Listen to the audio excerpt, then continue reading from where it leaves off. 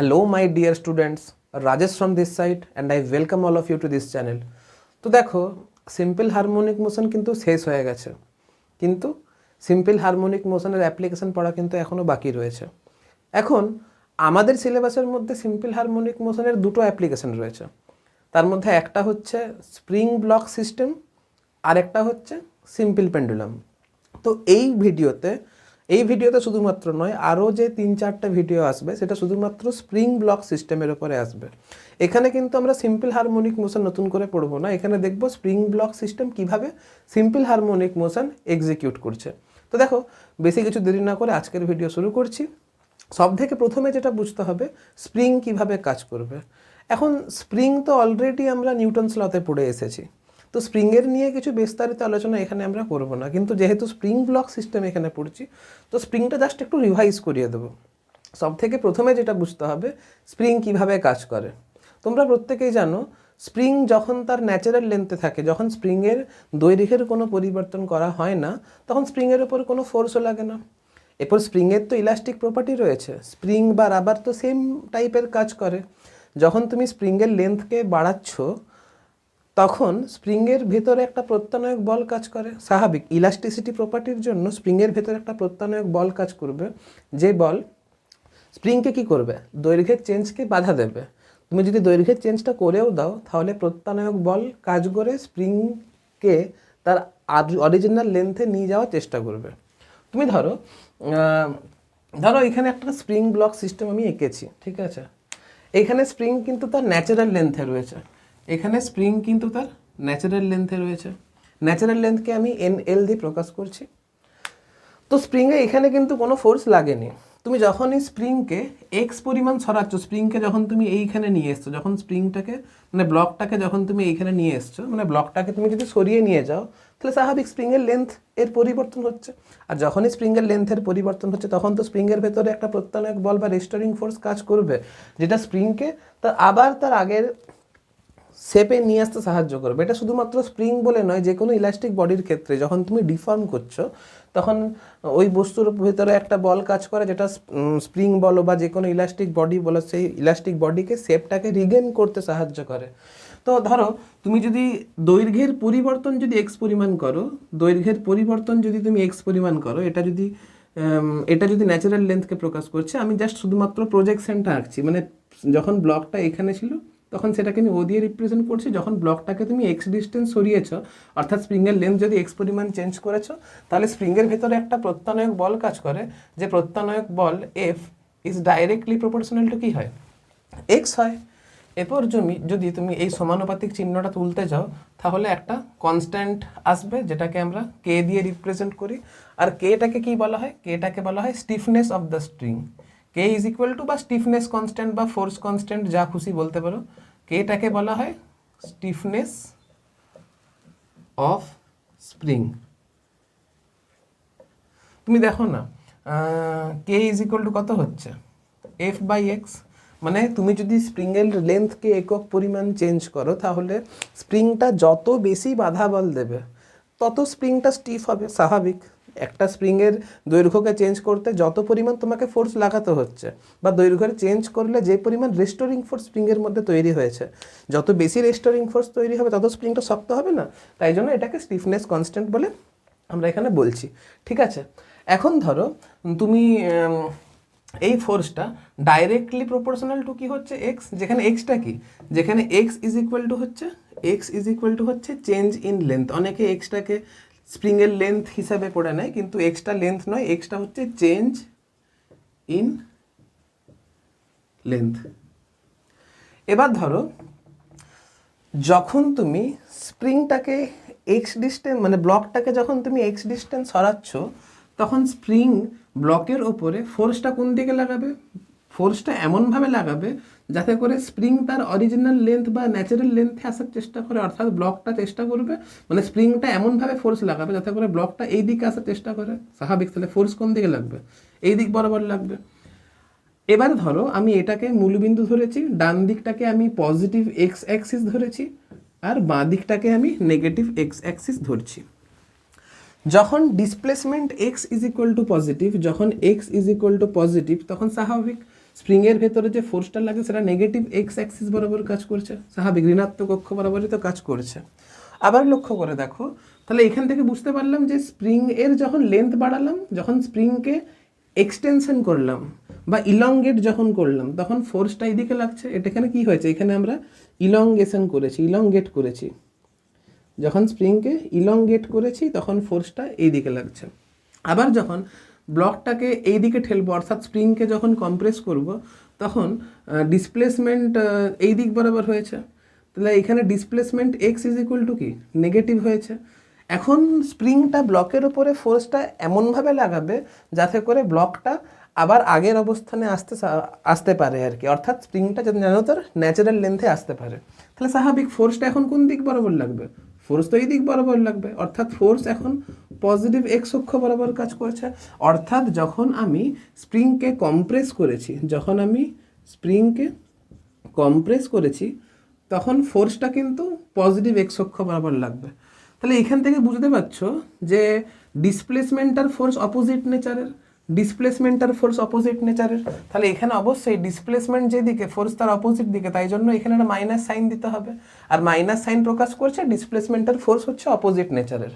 আর তোমরা প্রত্যেকে যখন সিম্পল হারমোনিক মোশন পড়েছো তখন দেখেছো, যদি F is equal to F proportional to x হয় আর F is equal to minus K x এই নেচারের হয়, তাহলে এই ফোর্স ফিল্ডের আন্ডারে পার্টিকেল যে মোশন এক্সিকিউট করে সেই মোশনকেই তো আমরা সিম্পল হারমোনিক মোশন বলি।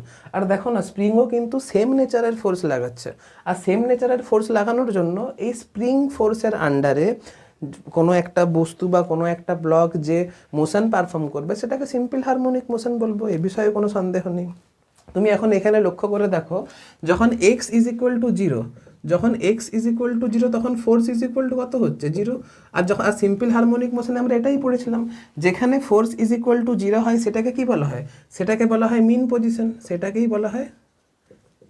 পজিশন, আর তুমি এইখানে লক্ষ্য করে দেখো না, যেহেতু এইটা হচ্ছে ন্যাচারাল লেন্থ, আর এইখানে যেহেতু force F is equal to zero, তাহলে এটাই হবে আমার মিন পজিশন, এটাই হবে আমার এখানে মিন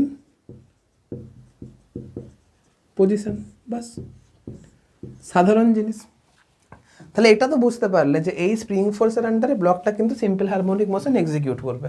তাহলে সিম্পল হারমোনিক মোশন যে এক্সিকিউট করবে তার টাইম পিরিয়ড কত হবে, এটা কি করে বুঝবে?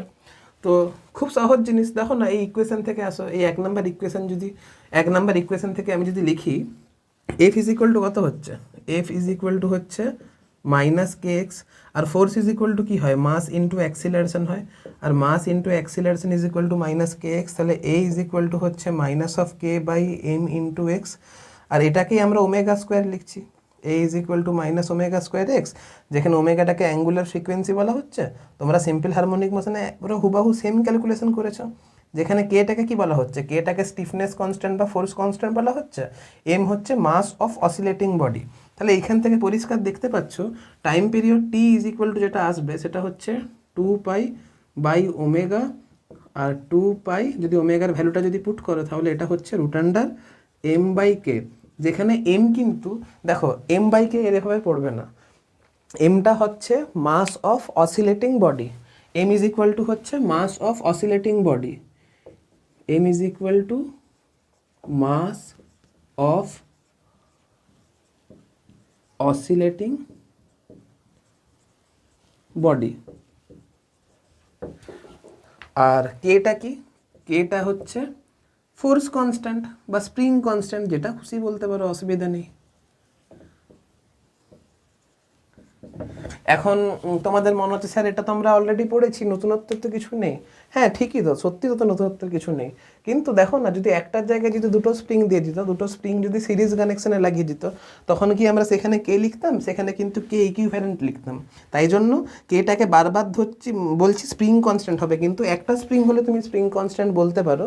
যদি মাল্টিপল স্প্রিং থাকে তখন তোমাকে দেখতে হবে সিরিজ কম্বিনেশন না প্যারালাল কম্বিনেশন। সিরিজ কম্বিনেশন কি প্যারালাল কম্বিনেশন কি সেটা আমরা জাস্ট একটু আলোচনা এর পরের ভিডিওতে করবো, আজকের ভিডিওতে করবো না, তখন আমরা বলবো।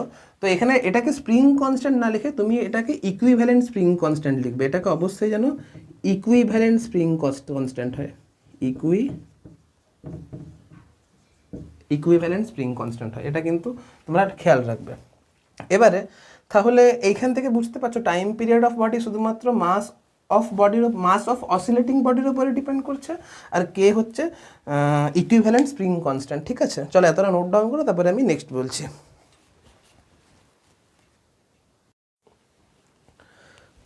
এবারে দেখো, স্প্রিং ব্লক সিস্টেমের কিন্তু বেসিক জিনিসগুলো আমরা ডিসকাস করলাম। সমস্ত জিনিস কিন্তু এই মানে থিওরির উপর বেস করেই হবে। এবারে স্প্রিং ব্লক সিস্টেমেরই কিন্তু ডিফারেন্ট ওরিয়েন্টেশন নিয়ে আলোচনা করব। এখন দেখো, এতক্ষণ ধরে স্প্রিংটাকে হরাইজন্টাল রাখা ছিল, মানে অ্যাডিশনাল এক্সটার্নাল কোনো ফোর্স লাগছিল না, মানে বাইরে থেকে এক্সট্রা কিন্তু কোনো ফোর্স লাগছিল না। যখন আমি স্প্রিংটাকে ভার্টিক্যালি ঝুলিয়ে দেব, তখন নিচের দিকে একটা অ্যাডিশনাল ফোর্স, একটা এক্সট্রা ফোর্স এমজি কাজ করবে। এখন এমজি ফোর্সটা কাজ করলে ঘটনাটা কি ঘটবে দেখো। এই মুহূর্তে স্প্রিং কিন্তু তার ন্যাচারাল লেন্থে রয়েছে। যদি স্প্রিং তার ন্যাচারাল লেন্থে থাকে, তাহলে এই ক্ষেত্রে কিন্তু স্প্রিং ফোর্স 0 হবে। এটাকে আমি ডায়াগ্রাম নাম্বার 1 নাম দিলাম। ডায়াগ্রাম নাম্বার 1-এ 1 নাম্বার কেসে কি হচ্ছে, 1 নাম্বার কেসে downward force, F downward force is equal to MG লাগছে। অর্থাৎ এখন নেট ফোর্স কিন্তু এমজি থেকে যাচ্ছে, আর স্প্রিং ফোর্স কিন্তু 0 ছিল। যদি এখন নেট ফোর্স ডাউনওয়ার্ড দিকে যদি এমজি লাগে, যদি নেট ফোর্স ডাউনওয়ার্ড দিকে এমজি লাগে, তাহলে এটা কি স্প্রিংয়ের বা এটা কি সিস্টেমের মিন পজিশন হবে? এটা কি সিম্পল হারমোনিক মোশনের মিন পজিশন হবে? অ্যান্সারটা হচ্ছে না, মিন পজিশন হবে না। তাহলে এমজি ফোর্সটা কাজ করার জন্য স্প্রিংটা অলরেডি একটু ইলংগেট হয়ে যাবে, দিয়ে এমন একটা পজিশন অকুপাই করবে যেখানে নেট ফোর্স 0 হবে। তো কি হবে, স্প্রিংয়ের লেন্থটা বাড়বে। আমি যদি স্প্রিংয়ের লেন্থটাকে যদি বাড়াই, তাহলে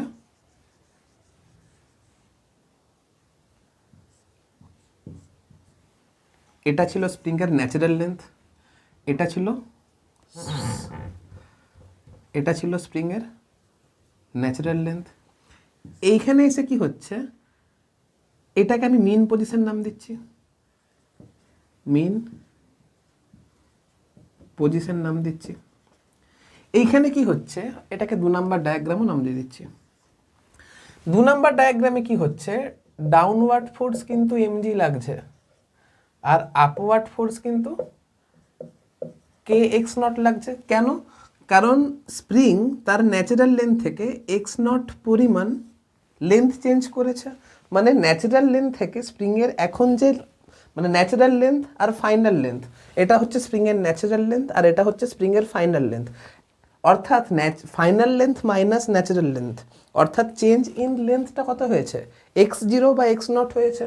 আর x0 পরিমাণ যদি চেঞ্জ ইন লেন্থ হয়, তাহলে স্প্রিংটা ব্লকের ওপরে এমন ডাইরেকশনে ফোর্স লাগাবে যাতে করে স্প্রিং তার ন্যাচারাল লেন্থে আসতে পারে। অর্থাৎ এই ক্ষেত্রে ডিসপ্লেসমেন্ট কিন্তু নিচের দিকে হয়েছে, কিন্তু ডিসপ্লেসমেন্ট নিচের দিকে কি হলে, মানে ডিসপ্লেসমেন্ট যদি নিচের দিকে হয় তাহলে কি হবে, এখানে যে স্প্রিং ওপরের দিকে একটা আপওয়ার্ড ফোর্স লাগাচ্ছে, তাই জন্য আপওয়ার্ড ফোর্স আমি কে এক্স নট লিখেছি। আর আমি এখানে ধরে নিচ্ছি ডিসপ্লেসমেন্ট যেহেতু নিচের দিকে করেছি, তাই জন্য ডাউনওয়ার্ড ডাইরেকশনটাকে আমি পজিটিভ ধরছি। আমি কিন্তু এখানে ডাউনওয়ার্ড ডাইরেকশনটাকে আমি অ্যাজ এ পজিটিভ ডাইরেকশন আমি ট্রিট করছি। ঠিক আছে, তাহলে এখন যেহেতু সিস্টেমের ওপর নেট ফোর্স 0, তাহলে F net is equal to downward ফোর্সটা পজিটিভ তাই প্লাস, আর আপওয়ার্ড ফোর্সটা নেগেটিভ তাই মাইনাস। আর এফ নেটটা যেহেতু 0 হচ্ছে মেন পজিশনে, তাহলে mg minus K x naught is equal to 0 হচ্ছে, অর্থাৎ mg is equal to K x naught হচ্ছে। বাস, এটা হলো। এবারে আমি মিন পজিশন ফাইন্ড আউট করলাম। যদি মিন পজিশন থেকে ফার্দার এক্স পরিমাণ ব্লকটাকে আরও ডিসপ্লেসড করি, অর্থাৎ মিন পজিশন থেকে স্প্রিংটাকে যদি আরও এক্স পরিমাণ লেন্থ চেঞ্জ করি, অর্থাৎ স্প্রিংটাকে যদি আরও ইলংগেট করি, তাহলে ঘটনাটা কি ঘটবে দেখো। স্প্রিংয়ের লেন্থটা চেঞ্জ হয়, স্প্রিংটা এইখানে আসবে, ব্লকটা এখন এইখানে চলে আসবে। তাহলে এখন স্প্রিংয়ের যে টোটাল লেন্থের চেঞ্জ হলো সেটা কত হচ্ছে, x final minus x natural length, x final minus x natural length is equal to কত হচ্ছে, এক্স নট প্লাস এক্স। অর্থাৎ এই পুরো লেন্থটা কত হচ্ছে, এক্স নট প্লাস এক্স। তাহলে এখন স্প্রিংটা আপওয়ার্ড ডাইরেকশনে কত ফোর্স লাগাবে? 3 নম্বর ডায়াগ্রামের ক্ষেত্রে স্প্রিংটা আপওয়ার্ড দিকে যে ফোর্স লাগাবে সেটা হচ্ছে k of x plus x naught. Downward দিকে এখনও স্টিল এমজি ফোর্স লাগছে, ডাউনওয়ার্ড দিকে এখনও স্টিল এমজি ফোর্স লাগছে। আর যেহেতু ডাউনওয়ার্ড ডাইরেকশনটাকে আমি as a positive direction treat করেছি, তাই জন্য net force F net is equal to কত হচ্ছে? এমজি, যেহেতু আপওয়ার্ডটা নেগেটিভ ডাইরেকশন, তাহলে minus of K of x plus x not. বারবার ধরে বলছি, আমি তো এটা একটা প্রবলেম করাচ্ছি, প্রবলেম বলতে পারো বা অ্যাপ্লিকেশন বলতে পারো। যেই দিক বরাবর ডিসপ্লেসড করছো সেটাকে তুমি পজিটিভ ডাইরেকশন হিসাবে কনসিডার করবে, ঠিক আছে? আমি যেহেতু ডাউনওয়ার্ড ডাইরেকশনে সরিয়েছি, তাই জন্য ডাউনওয়ার্ড ডাইরেকশনটাকে আমি as a positive direction consider করেছি। তাই জন্য পজিটিভ ডাউনওয়ার্ড ডাইরেকশনে ফোর্সটা পজিটিভ ধরলাম, আপওয়ার্ড ডাইরেকশনে ফোর্সটাকে আমি নেগেটিভ ধরলাম। যেহেতু এফ আপওয়ার্ড লিখেছি তাই জন্য নেগেটিভ এখানে বসাবো না। এফ আপওয়ার্ড লিখে যদি নেগেটিভ লিখি তার মানে ডাউনওয়ার্ডকে প্রকাশ করেছে ভেক্টরিক্যালি। যাই হোক, এখন সিস্টেমের উপর নেট ফোর্স কত লাগছে? F net is equal to MG minus K x প্লাসে মাইনাসে মাইনাস কে এক্স নট। আর এইখান থেকে অলরেডি দেখতে পাচ্ছি MG is equal to K x not, তাহলে এইখানে কে এক্স নট আর এইখানে এমজি কেটে যাবে। তাহলে এখন যে নেট ফোর্স লাগছে F net is equal to minus K x লাগছে। এখন যে এফ নেট যে ফোর্সটা লাগছে সেটা is equal to minus of k x লাগছে। আর F net is equal to যদি minus K x, F net is equal to mass into acceleration is equal to minus K x. তাহলে acceleration is equal to লাগছে minus of K by M into x. আর এটাকেই আমি omega square ধরছি, তাহলে a is equal to minus of omega square x, যেটা simple harmonic মোশনের general ইকুয়েশনকে প্রকাশ করে। তাহলে এইখানেও দেখো না ওমেগার মানটা কত দাঁড়াচ্ছে? ওমেগার মানটা এখানেও কিন্তু root under K by m দাঁড়াচ্ছে। ওমেগার মানটা এখানেও root under K by m দাঁড়াচ্ছে। তাহলে এখানেও time period of oscillation T is equal to কত হচ্ছে? 2 পাই বাই ওমেগা, অর্থাৎ 2 pi by root under m by কে আসছে। তাহলে লক্ষ্য করে দেখো, যদি স্প্রিং ব্লক সিস্টেমকে যদি একটা অ্যাডিশনাল ফোর্স ফিল্ডে রেখে দেওয়া হয়, তাহলে টাইম পিরিয়ডের কি কোনো পরিবর্তন আসছে? অ্যান্সারটা হচ্ছে না, টাইম পিরিয়ডের কিন্তু কোনো পরিবর্তন আসছে না। এখানে পরিবর্তনটা তাহলে কোথায় আসছে? পরিবর্তনটা আসছে কিন্তু মিন পজিশনে। যখন এই স্প্রিংটাকে আমি হরাইজন্টালি রেখেছিলাম তখন কিন্তু মিন পজিশনটা কিন্তু ন্যাচারাল লেন্থ ছিল। এখন এই স্প্রিংটাকেই যখন ভার্টিক্যাল ডাইরেকশনে রাখছি, অর্থাৎ এমজি ফোর্স ফিল্ডে রাখছি, অর্থাৎ গ্র্যাভিটেশনাল ফোর্সের ফিল্ডে রাখছি, তখন কিন্তু মিন পজিশনের পরিবর্তন হচ্ছে। এখন কিন্তু মিন পজিশন কিন্তু ন্যাচারাল লেন্থ নেই, মিন পজিশন কিন্তু এক্স ইজ ইকুয়াল টু 0 নেই। এখন মিন পজিশন কিন্তু x zero is equal to mg by k হয়ে গেছে। অর্থাৎ যখন তুমি কোনো একটা সিস্টেমকে সিম্পল হারমোনিক মোশন এক্সিকিউট করছে, এরকম কোনো সিস্টেমকে একটা কনস্ট্যান্ট ফোর্স ফিল্ডে যখন রাখছো, তখন কিন্তু time period of oscillation constant থাকছে। পরিবর্তনটা কোথায় আসছে? পরিবর্তনটা কিন্তু শুধুমাত্র মিন পজিশনে আসছে। এটা হচ্ছে এতটা যে আমরা ডিসকাশন করলাম তার জিস্ট, ঠিক আছে? এবারে এটার থেকে একটা নেক্সট কোয়েশ্চেন আসে। তুমি ধরো না এই পুরো সিস্টেমটাকে এই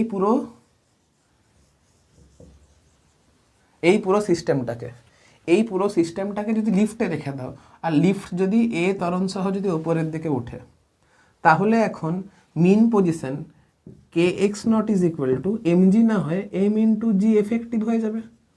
আর লিফট যদি ওপরের দিকে এ ত্বরণ সহ ওঠে, তাহলে জি এফেক্টিভের জায়গায় জি প্লাস এ বসবে। তখন দেখো না, আবার দেখো mean position x naught is equal to change হয়ে গেল। এখন x naught is equal to mg by k আসছিল, যদি এই পুরো সিস্টেমটাকে লিফটে রাখি তাহলে কিন্তু x naught is equal to m of G plus A by k হবে। তাহলে দেখতে পাচ্ছ কীরকম করে মিন পজিশন চেঞ্জ হচ্ছে। আর যেহেতু টাইম পিরিয়ড শুধুমাত্র mass of oscillating body and spring constant of the system বা spring constant of the spring বা equivalent spring constant of the সিস্টেমের উপর ডিপেন্ড করছে, অর্থাৎ মাসের কোনো পরিবর্তন করিনি, কে এর কোনো পরিবর্তন করিনি, ফলে টাইম পিরিয়ডের কোনো পরিবর্তন হচ্ছে না। পরিবর্তন শুধুমাত্র মিন পজিশনের হচ্ছে। এটুকু আমি বোঝানোর চেষ্টা করছিলাম। চলো এতটা নোট ডাউন করো, তারপরে এইটার থেকে একটা নতুন কেস পড়বো।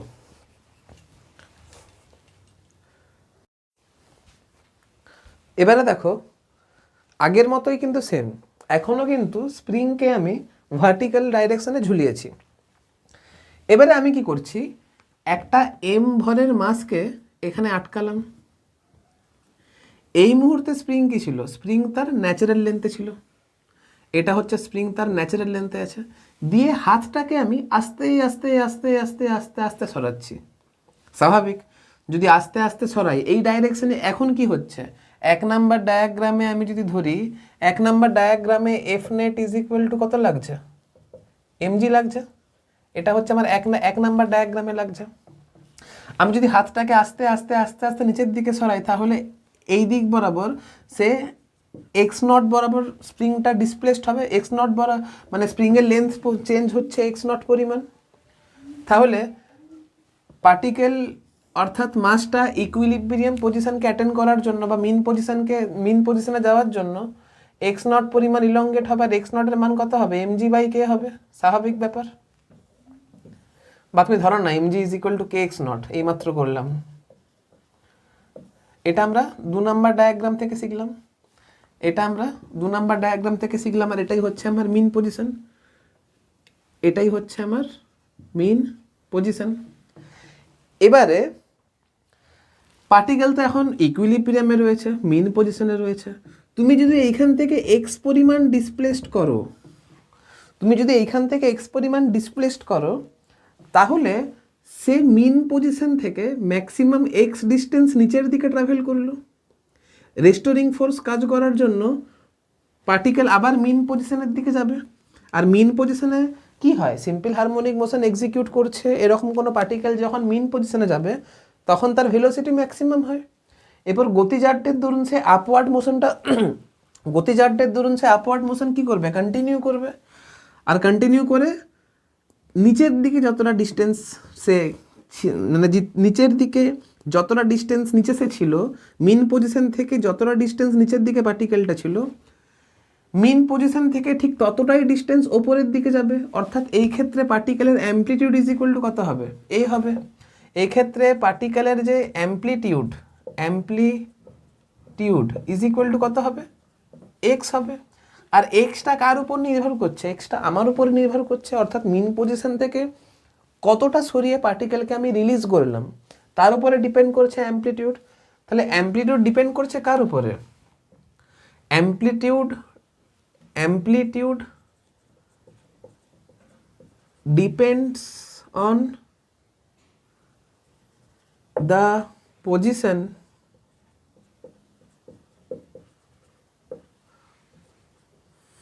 from where block is released। অর্থাৎ ডিপেন্ড করছে এক্সটার্নাল কন্ডিশনের উপরে, অর্থাৎ ডিপেন্ড করছে এক্সটার্নাল কন্ডিশন বা আমার উপর ডিপেন্ড করছে।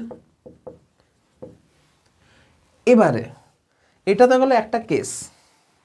এবারে সেম জায়গাতে তুমি এই স্প্রিংটা ছিল, এই স্প্রিংটা যে আছে, তুমি এই মাসটাকে হঠাৎ করে ছেড়ে দিলে। এখন স্প্রিং তার ন্যাচারাল লেন্থে আছে, তুমি যদি মাসটাকে হঠাৎ করে ছেড়ে দাও, তাহলে ম্যাক্সিমাম ইলংগেশন কতটা হবে লক্ষ্য করে দেখো। যখন তুমি মিন পজিশন ক্যালকুলেট করছিলে তখন তুমি F net is equal to কী করছিলে, F net is equal to 0 করছিলে। তোমরা হেডিংয়ে দেখতে পাবে না নিশ্চয়ই। তখন তোমরা কি করেছিলে, যখন মিন পজিশন ক্যালকুলেট করছিলে তখন F net is equal two তোমরা 0 করছিলে। কিন্তু তোমাকে যদি ম্যাক্সিমাম ইলংগেশন খোঁজে তাহলে তুমি কি করবে, স্বাভাবিক এনার্জি কনজারভেশন করবে। ধরে নাও এটা হচ্ছে ম্যাক্সিমাম ইলংগেশন, এটা হচ্ছে ম্যাক্সিমাম ইলংগেশন। আর ম্যাক্সিমাম ইলংগেশন বের করার জন্য তোমাকে এনার্জির কনজারভেশন তোমাকে লাগাতে হয়। যখন বস্তুটা নিচের দিকে নামলো তখন গ্র্যাভিটেশনাল পোটেনশিয়াল এনার্জি কি হচ্ছে, ডিক্রিজ করছে। তাহলে গ্র্যাভিটেশনাল পোটেনশিয়াল এনার্জি কতটা ডিক্রিজ করলো, m × g × x max। যতটা গ্র্যাভিটেশনাল পোটেনশিয়াল ডিক্রিজ করলো ততটাই তো স্প্রিং পোটেনশিয়াল ইনক্রিজ করবে, যতটা গ্র্যাভিটেশনাল পোটেনশিয়াল ডিক্রিজ করবে ততটাই তো স্প্রিং পোটেনশিয়াল ইনক্রিজ করবে, তাই না? কারণ তুমি যদি ওয়ার্ক এনার্জি থিওরাম লাগাও তাহলে net work done is equal to কী হচ্ছে, change in kinetic energy. Kinetic energy এখানেও জিরো ছিল, আর ম্যাক্সিমাম ইলংগেশনও কাইনেটিক এনার্জি জিরো হবে। তাহলে net work done W net is equal to কত হচ্ছে, K final minus K initial. K final zero ছিল, কে ইনিশিয়ালও জিরো। এখন ওয়ার্ক ডানের মধ্যে কে আছে, work done by gravity plus work done by spring is equal to zero. তাহলে work done by spring is equal to minus of work done by gravity, বা work done by gravity is equal to minus of work done by spring. এখন gravitational potential যতটা decrease করবে, স্বাভাবিক এখানে gravity দেখো না positive work করেছে, gravity positive work করেছে মানে কি গ্র্যাভিটেশনাল পোটেনশিয়াল ডিক্রিজ করেছে।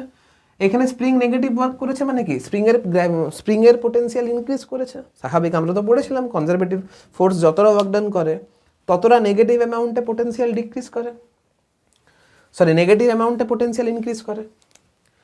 তাহলে গ্র্যাভিটেশনাল পোটেনশিয়াল পজিটিভ, মানে গ্র্যাভিটি এখানে পজিটিভ কাজ করেছে, গ্র্যাভিটি পজিটিভ কাজ করার জন্য গ্র্যাভিটেশনাল পোটেনশিয়াল ডিক্রিজ করেছে। কত পরিমাণ ডিক্রিজ করেছে, mg into x max. Spring negative work করার জন্য স্প্রিংয়ের পোটেনশিয়াল ইনক্রিজ করেছে, কতটা ইনক্রিজ করেছে, half of K of x max square. তাহলে তুমি যদি এখান থেকে এক্স ম্যাক্সের মান বের করতে চাও তাহলে x max is equal to যেটা বেরোবে, x max is equal to যেটা বেরোবে সেটা হচ্ছে 2mg বাই কে। আর এই মানটা তুমি এই ইকুয়েশনকে সলভ করলেই বের করতে পারবে। এখন পার্টিকেলের মিন পজিশন কোথায় ছিল, এটা ছিল পার্টিকেলের মিন পজিশন, এক্স নট ছিল পার্টিকেলের মিন পজিশন, আর এক্স নটের মান কত ছিল, mg বাই কে ছিল। তার মানে পার্টিকেল এখানে মিন পজিশন থেকে, আর এই ডিস্টেন্সটা কত, এইখানে যে এক্স অর্থাৎ এইখানে যে অ্যাম্পলিটিউড, এই ভ্যালুটা কত, X max minus X zero বা এক্স নট, এটাই তো হচ্ছে পার্টিকেলের অ্যাম্পলিটিউড। তাহলে এখানে amplitude A is equal to কত হচ্ছে, amplitude A is equal to হচ্ছে X max minus X zero. X ম্যাক্সের মান হচ্ছে 2mg বাই কে, আর দাঁড়া বোর্ডে দেখা যাচ্ছে তো, দেখা যাচ্ছে 2mg by K, R x নটের মান হচ্ছে mg বাই কে। তাহলে নেট যে অ্যাম্পলিটিউড দাঁড়াচ্ছে সেটা দাঁড়াচ্ছে mg বাই কে, অর্থাৎ এই ডিস্টেন্স যতটা, এই ডিস্টেন্স ততটা। মিন পজিশন থেকে যতটা নেগেটিভ ডাইরেকশনে পার্টিকেল গেছিলো বা ব্লক গেছিলো, মিন পজিশন থেকে ততটাই আপওয়ার্ড ডাইরেকশনে ব্লক যাবে। অর্থাৎ এখানে অ্যাম্পলিটিউড কার উপরে ডিপেন্ড করছে, আমি কেমন করে রিলিজ করেছিলাম। যদি খুব স্পিডে রিলিজ করি তাহলে পার্টিকেল এর অ্যাম্পলিটিউড কত হচ্ছে, mg বাই কে হচ্ছে। এইখানে মাসটাকে কি করেছিলাম, আস্তে আস্তে রিলিজ করেছিলাম। আস্তে আস্তে রিলিজ করার জন্য ইকুইলিব্রিয়াম পজিশনে গিয়ে কী হয়েছিল, পার্টিকেল স্থির হয়ে গেছিল। তারপরে আমি এখান থেকে এক্স ডিসপ্লেস করেছিলাম, এক্স ডাইরেকশন নিচের দিকে ডিসপ্লেস করেছিলাম, তারপরে মিন পজিশন থেকে স্বাভাবিক এক্স ডাইরেকশন উপরের দিকে যাবে। আর অ্যাম্পলিটিউডের সংজ্ঞা কী ছিল, অ্যাম্পলিটিউডের ডেফিনেশন কী ছিল, যে মিন পজিশন থেকে ম্যাক্সিমাম ডিসপ্লেসমেন্টকে আমরা অ্যাম্পলিটিউড বলি। অর্থাৎ এখানে অ্যাম্পলিটিউড আস্তে আস্তে হাতটা সরাবার জন্য অ্যাম্পলিটিউড হয়েছিল এক্স, কিন্তু এখানে হঠাৎ করে হাতটা ছেড়ে দিয়েছি যার জন্য এখানে অ্যাম্পলিটিউড হচ্ছে mg বাই কে। তাহলে এইখান থেকে আলটিমেট এই পুরো ডিসকাশন থেকে বুঝতে পারলাম যে অ্যাম্পলিটিউড কার উপর ডিপেন্ড করে, depends on the position from where block is released আর এক্সটার্নাল কন্ডিশন। বাস এই ছোট্ট জায়গা থেকে ঘুরিয়ে প্রশ্ন কিন্তু নিটে জেইতে বা এইচএসে চলে আসতে পারে। তো তোমরা কিন্তু এটা ভালো করে নোট ডাউন করবে, ভালো করে বোঝার চেষ্টা করবে। যদি বুঝতে না পেরে থাকো তাহলে আরেকবার ভিডিওটা দেখবে, আরেকবার মানে সেকেন্ড বার দেখবে আর কি, তাহলে আশা করছি বুঝতে পারবে। আর যতটা ভেঙে বলা পসিবল আমি ততটাই ভেঙে বলেছি আর কি। চলো এতটা নোট ডাউন করো, তারপরে আরেকটা কনফিগারেশন স্প্রিং ব্লক সিস্টেম নিয়ে আলোচনা করছি।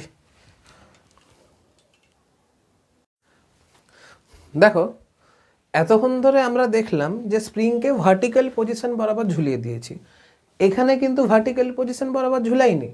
এখানে স্প্রিংকে একটা incline plane along the incline plane রাখা আছে আর কি, ঠিক আছে। ইনিশিয়ালি স্প্রিংয়ে কোনো মাস অ্যাটাচ ছিল না, তারপরে আমি স্প্রিংয়ে একটা মাসকে অ্যাটাচ করলাম। সেম প্রসেস, হাতটাকে আস্তে আস্তে সরাচ্ছি। তো স্বাভাবিক যখন স্প্রিং তার ন্যাচারাল লেন্থে ছিল তখন স্প্রিংয়ের উপর একটা নেট ফোর্স এফ নেট কাজ করছিল, সেটা কত কাজ করছিল, এমজি সাইন থিটা কাজ করছিল। এখন কিভাবে এমজি সাইন থিটা কাজ করছিল সেটা নিউটনস লতে ডিসকাস করা হয়েছে। তাহলে এমজি সাইন থিটা ফোর্সটা কাজ করার জন্য স্প্রিং নিচের দিক বরাবর ইলংগেট হলো, আর ইলংগেট কতক্ষণ পর্যন্ত হবে, যতক্ষণ পর্যন্ত সে মেইন পজিশনকে অ্যাচিভ না করছে। ধরে নিচ্ছি স্প্রিং এক্স নট পরিমাণ ইলংগেট হলো, স্প্রিংয়ের লেন্থ এর চেঞ্জ এক্স নট পরিমাণ হলো, এবং এই ক্ষেত্রে K x naught is equal to হচ্ছে, এক্ষেত্রে K x naught is equal to হচ্ছে এম জি সাইন থিটা। এটা 1 নাম্বার সমীকরণ। এবারে এই যে এটা তো মেইন পজিশন,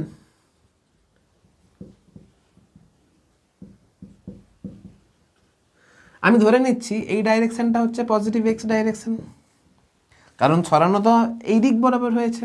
আর আমি বলেছিলাম যে এই দিক বরাবর ডিসপ্লেসমেন্ট করব, সেই দিক বরাবর সেটাকে আমি পজিটিভ ডাইরেকশন কনসিডার করব। পজিটিভ এক্স দিক ধরতে পারো বা এক্স ধরতে পারো, যেহেতু আমি ডিসপ্লেসমেন্টকে এক্স দিয়ে প্রকাশ করছি, তো এটা পজিটিভ এক্স ডাইরেকশন ধরতে কোনো অসুবিধা নেই। এখন যদি ফার্দার এক্স পরিমাণ যদি ইলংগেট করো, তাহলে স্প্রিং ব্লকের উপর ফোর্স কোন দিকে লাগাবে, অ্যালং মিন পজিশন লাগাবে, স্বাভাবিক। আর সেই ফোর্সটা ডিসপ্লেসমেন্টের সঙ্গে অপোজিট ডাইরেকশনে কাজ করবে। তাহলে এই দিক বরাবর পজিটিভ ডাইরেকশন বরাবর যে ফোর্স লাগছে F positive is equal to কত হচ্ছে, M G sine theta. Negative direction বরাবর যে ফোর্স লাগছে সেটা কত হচ্ছে, minus of k X plus x not. কারণ পার্টিকেল যখন এইখানে থাকবে তখন ন্যাচারাল লেন্থ থেকে টোটাল ডিসপ্লেসমেন্ট কত হলো, এক্স প্লাস এক্স নট হলো না। এখন যে নেট ফোর্স লাগছে F net is equal to কত হচ্ছে, M G sine theta minus কে এক্স প্লাস এক্স নট। বাস, সহজ জিনিস। দেখো আমি যেহেতু এফ নেগেটিভ অলরেডি দিয়ে দিয়েছি, তাই জন্য এই নেগেটিভ দেওয়ার কিন্তু কোনো প্রয়োজন নেই। এফ নেগেটিভ বরাবর মাইনাস ফোর্স মানে সেটা পজিটিভ ডাইরেকশনকে প্রকাশ করছে, ঠিক আছে। চলো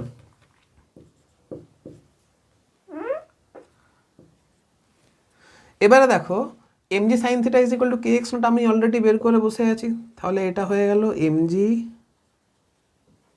sign theta minus K x not.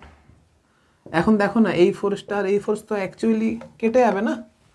তাহলে যে নেট ফোর্স আসছে F net is equal to minus K X আসছে। আবার same, mass into acceleration is equal to K X, acceleration is equal to minus of K by M into x. আর এটা কি লিখতে পারো, A is equal to minus of omega square X. Omega is equal to কত হচ্ছে, root under K by M. এখান থেকে যদি টাইম পিরিয়ড বের করো, time period T is equal to কত আসছে, 2 pi by omega. 2 pi by ওমেগার মান কত আসছে, কে বাই এম। এমটা উপর দিকে উঠে গেলে হয়ে যাচ্ছে এম বাই কে। তাহলে লক্ষ্য করে দেখো না, এইখানে একটা constant force MG sine theta লাগছিল। এমজি সাইন থিটা ফোর্স লাগার জন্য টাইম পিরিয়ডে কোনো পরিবর্তন এসেছে কি, আসেনি তো। পরিবর্তনটা কোথায় এসেছে, পরিবর্তনটা আমার এসেছে মিন পজিশনে। এই যে মিন পজিশনে পরিবর্তন এসেছে, আর এখানে মিন পজিশনে ডিসপ্লেসমেন্ট বা মিন পজিশনে স্প্রিংয়ের elongation X naught is equal to যেটা দাঁড়াচ্ছে সেটা হচ্ছে M G sine theta by K. তাহলে কোথাও ইলংগেশন এমজি বাই কে আসছে, কোথাও ইলংগেশন এমজি এ প্লাস কোথাও ইলংগেশন এসেছিল এমজি বাই কে, কোথাও ইলংগেশন এসেছিল M of G plus A by K, কোথাও ইলংগেশন আসছে M G sine theta by K. তাহলে দেখতে পাচ্ছ ডিফারেন্ট কনফিগারেশনে যখন আমি স্প্রিংটাকে রাখছি তখন কিন্তু টাইম পিরিয়ডের কোনো পরিবর্তন হচ্ছে না, পরিবর্তনটা শুধুমাত্র মিন পজিশনে হচ্ছে। আর অ্যামপ্লিটিউডের পরিবর্তন কার উপরে ডিপেন্ড করে, অ্যামপ্লিটিউডের পরিবর্তন বলছি, অ্যামপ্লিটিউড কার উপরে ডিপেন্ড করে, অ্যামপ্লিটিউড ডিপেন্ড করে যে তুমি কোথা থেকে বস্তুটাকে ছেড়েছো। বাস, এই তো ঘটনা। তাহলে ব্যাপারটা খুবই সহজ, কঠিন তেমন কিছু না। এবারে তুমি লক্ষ্য করে দেখো, দাঁড়াও আগে নোট ডাউন করে মুচ্ছি দিয়ে নেক্সট বলছি। তাহলে আজকে যে আমাদের আধ ঘন্টা জুড়ে যে আলোচনা হলো, তার আলোচনার যে জিস্ট দাঁড়ায় সেটা কি হচ্ছে, যে তুমি স্প্রিংকে যেভাবে খুশি ঝুলিয়ে রাখো না কেন, তুমি হরাইজন্টাল রাখতে পারো, তুমি ভার্টিক্যাল রাখতে পারো, তুমি অ্যালং ইনক্লাইন প্লেন রাখতে পারো। ডিফারেন্ট ডাইরেকশন বরাবর যদি তুমি স্প্রিংকে রাখছো তখন এক্সটার্নাল ফোর্সের পরিবর্তন হচ্ছে, কিন্তু এক্সটার্নাল ফোর্সের পরিবর্তন হওয়ার জন্য টাইম পিরিয়ডে কিন্তু কোনো পরিবর্তন আসছে না। আর এই টাইম পিরিয়ড কার উপর ডিপেন্ড করে? এই টাইম পিরিয়ড ডিপেন্ড করছে শুধুমাত্র mass of oscillating body and K, যেখানে কেটা কি, কেটা হচ্ছে equivalent spring constant of a system. স্প্রিংয়ের যেহেতু স্প্রিংয়ের অসিলেশন বা স্প্রিং ব্লক সিস্টেমের ক্ষেত্রে অসিলেশন শুধুমাত্র স্প্রিং কনস্ট্যান্টের উপর ডিপেন্ড করছে আর মাসের উপরে ডিপেন্ড করছে। এখানে যেহেতু গ্র্যাভিটির কোনো এফেক্ট নেই টাইম পিরিয়ডে, গ্র্যাভিটির এফেক্ট রয়েছে মিন পজিশন কোথায় আছে তার জন্য। মানে গ্র্যাভিটি এফেক্ট কোনটাকে করছে? গ্র্যাভিটি এফেক্ট করছে মিন পজিশনকে, কিন্তু গ্র্যাভিটি কিন্তু টাইম পিরিয়ডের কোনো এফেক্ট ফেলতে পারছে না। এক্স্যাক্টলি এই কারণের জন্য ঘড়ির যে কাঁটা, মানে ঘড়ির যে তোমার কম্পোনেন্ট, সেখানে স্প্রিং ইউজ করা হয়, ঠিক আছে? সেখানে আমরা স্প্রিং পেন্ডুলাম ইউজ করি। কেন স্প্রিং পেন্ডুলাম ইউজ করি? কারণ যদি ওই স্প্রিং পেন্ডুলামকে যদি তুমি স্যাটেলাইটে নিয়ে যাও, তাহলে যেহেতু গ্র্যাভিটি টাইম পিরিয়ডে কোনো এফেক্ট ফেলতে পারছে না, তাহলে সেখানে ঘড়ি স্লোও যাবে না, ফাস্টও যাবে না, ঘড়ি নর্মাল সময় দেখাবে। তাই জন্য এটা স্প্রিং পেন্ডুলাম সিস্টেম আমরা পড়ি বা স্প্রিং ব্লক সিস্টেম আমরা পড়ি। এবারে অ্যাম্প্লিটিউড কার উপরে ডিপেন্ড করছে? অ্যাম্প্লিটিউড ডিপেন্ড করছে যে তুমি বস্তুটাকে মিন পজিশন থেকে কেমন করে ছেড়েছো। মিন পজিশন থেকে তুমি যতটা ছাড়বে অ্যাম্প্লিটিউড ততটা হবে। স্বাভাবিক মিন পজিশন থেকে তুমি বস্তুটাকে যতটা নিচের দিকে সরাবে, স্বাভাবিক মিন পজিশন থেকে উপরের দিকে ততটাই বস্তু উপরের দিকে উঠবে। আর মিন পজিশন থেকে এই ম্যাক্সিমাম ডিস্টেন্সটাকেই তো আমরা অ্যাম্প্লিটিউড বলি। এর উপরে এই যে দুটো ফর্মুলা পড়লাম, যে জিস্ট পড়লাম, এর উপর বেস করেই কিন্তু নিটের নিউমেরিক্যালগুলো আসে, যেই মেন্সের নিউমেরিক্যালগুলো আসে। আজকের থিওরিটা এতটা পর্যন্ত থাক। এর পরের যে ভিডিওতে এই থিওরির উপর বেস করে যে অঙ্কগুলো করাবো, দেখবে কত সহজে হয়ে যাবে। কিন্তু ওই অঙ্কগুলো করার আগে প্লিজ এই ভিডিওটা কিন্তু আরেকবার দেখবে। যতবার ভালো করে তোমার রেডি না হচ্ছে, ভালো করে রিভাইজ করবে, নোটস রিভাইজ করবে। চলো আজকের মতো এতটাই, এখানে বাই।